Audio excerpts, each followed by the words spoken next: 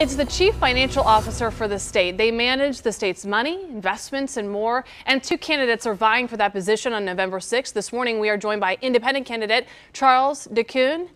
Nice to have you here, sir. Good morning. Thank you for being here. Thank you. Okay, right away, people are going to notice your accent. Where are you from originally? I grew up in Belgium. Okay. And then I moved to Colby, Kansas. So maybe you're hearing the Colby in me. I don't know.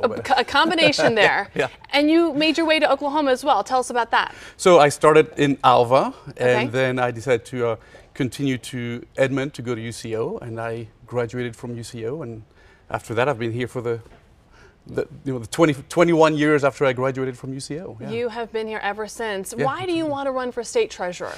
You know, I was at the walkout, and I decided to go ahead and pay a little closer attention to the race. I love finance. I've got 21 years in finance. I've got a degree in finance. I've got a certificate from Harvard in finance.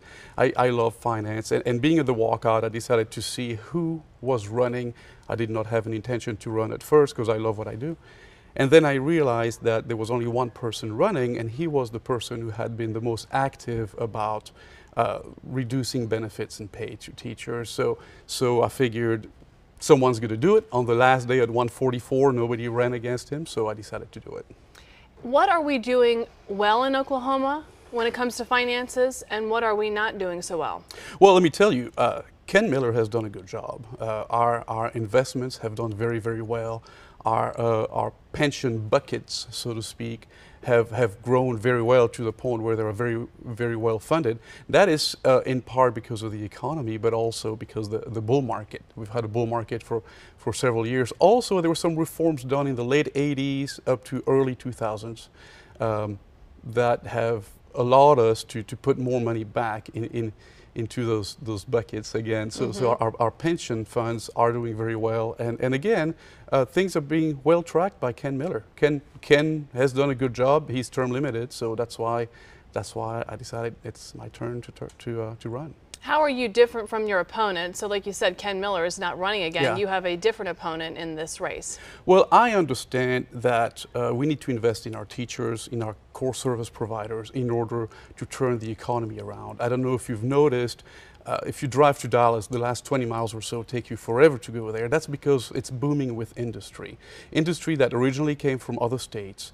These companies looked at Oklahoma and decided, no, let's not go there. And they went to Texas instead. If we start caring for education, for core services, those companies that are now moving to Texas will start moving here. So the major difference that I have from my opponent is that, frankly, I believe that investing in our educators, our core service providers, will turn things around for the state and will attract business so that our kids and grandkids can be better off tomorrow than I am today. And our treasurer has what role in deciding how much money education is allotted? Well, the treasurer has a couple roles. Number one, the treasurer needs to provide economic recommendations to the Capitol. It's really important to have someone who understands how the economy works and who understands that simply cutting is not going to get us there. There comes a point when you actually need to do something to attract businesses. You can plant a seed and see it grow, or you could yank the seed out. If you yank the seed out, you're not going to have a cost associated with that seed, but it's not going to go anywhere. So economic recommendation, but also the treasurer will now be on the board of teacher retirement systems and Oklahoma Public Employee Retirement Systems.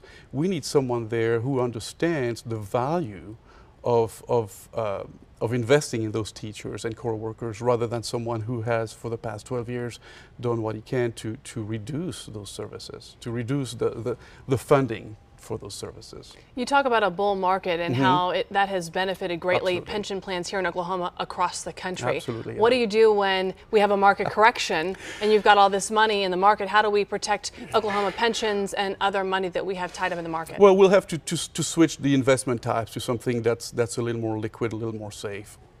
But a bigger risk with going to a bear market is our interest rates are going to go up. Where I work, we manage bonds that have the highest credit rating in the nation, AAA. So our borrowing costs are minimal. Sadly, at the Capitol, the credit rating has been going down under my opponent's watch, actually. So if, as interest rates rise, that will be extremely costly to the state unless someone comes in and turns it around. Again, having managed AAA before, managing AAA now, I know how to do it, and I believe to be given the opportunity to turn that around. We got a question. Tim says, does he support yearly audits of departments? So a lot of people feel that there is money that is being wasted in our state because we don't know where it's all going and where it's all being spent. What about auditing departments yearly? That seems timely. Or it seems time-consuming and potentially costly. It can be time-consuming and costly. I would be working very closely with a state auditor. This is more of an auditor question. But really, the question might sound like it's more about transparency. I think we need to be transparent. We need to show the people that we are serious about letting them see what is going on. It is the people's money. It is not the special interest money. So I will do everything I can to show that, to show where the numbers are going and where they're coming from. That is transparency. We need to do this. I signed a pledge for transparency, and I was able to release my tax returns when I was asked to do that. My opponent chose not to release it. But again, I think transparency is extremely important. And of course, I will work closely with the state treasurer, and I'll be happy to have my agency and all other agencies audited every year if that's what the auditor decides. Christina asks, will he prevent double taxation on medical marijuana? Is this something that will fall under that office? No, I mean the treasurer will again provide economic recommendations. I think marijuana, whether you like it or not, what passed, and let's go with the will of the people. Let's agree with what the people voted on. And again, I think transparency is extremely important. We need to track it from when we plant the seed to when it is being sold for consumption. How will you work with the governor who is elected? We're going to have a new governor. Yeah. Will be a Democrat or Republican. How will you work with either of those candidates when they take office? You know, I have talked to both. I like them both, and I'm ready to work with both of them. I think, again, the past few years have not been the best years for our working families, and I believe that I will be able to work with both of these candidates, and we will be able to turn things around regardless of who wins. We have just about 30 seconds left. What would be your message to voters who may not be familiar with you? You're an independent candidate, you're running against a Republican who may have more money behind him. What would you say? Please do your homework and look at what my opponent has authored in the past. And if you know a teacher, a state worker, a vet, a cop, or a firefighter, ask them why they support me. Okay.